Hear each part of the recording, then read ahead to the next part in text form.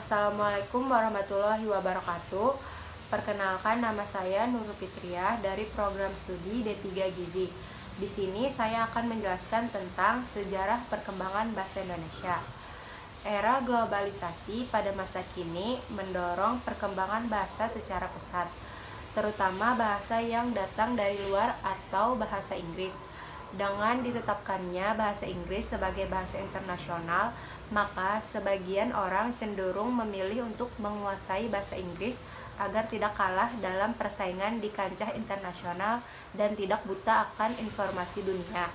Memang tidak dapat dipungkiri bahwa mempelajari bahasa yang sering merupakan suatu kebutuhan, tapi alangkah lebih baik bila kita tetap mampu menjaga, melestarikan, dan membudayakan bahasa Indonesia.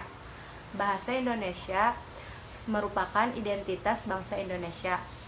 Warga negara Indonesia yang baik haruslah memperdalam mengenai bahasa Indonesia. Sejarah singkat bahasa Indonesia.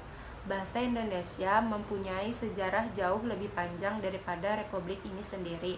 Bahasa Indonesia telah dinyatakan sebagai bahasa nasional sejak tahun 1928, jauh sebelum Indonesia merdeka.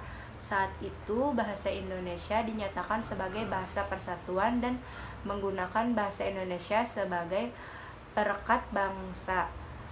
Saat itu, bahasa Indonesia menjadi bahasa pergaulan antar etnis yang mampu merekatkan suku-suku di Indonesia. Dalam perdagangan dan penyebaran agama pun, bahasa Indonesia mempunyai posisi yang penting. Deklarasi Sumpah Pemuda membuat semangat menggunakan bahasa Indonesia semakin menggelora. Bahasa Indonesia dianjurkan untuk dipakai sebagai bahasa dalam pergaulan, juga bahasa sastra dan media cetak. Semangat nasionalisme yang tinggi. Perkembangan bahasa Indonesia sangat pesat karena semua orang ingin menunjukkan jati dirinya sebagai bangsa. Dalam sejarahnya, bahasa Indonesia lahir dari bahasa Melayu tertua yang dibuktikan dari prasasti Raja-Raja Sriwijaya pada abad ke-7. Bahasa yang digunakan dalam prasasti tersebut menunjukkan bahwa Melayu digunakan sejak zaman Kerajaan Sriwijaya. Prasasti-prasasti yang memuat bahasa Melayu pada masa itu diantaranya prasasti Kedukan Bukit, prasasti Talang, dan prasasti Kota Kapur. Sekian dari saya. Wassalamualaikum warahmatullahi wabarakatuh.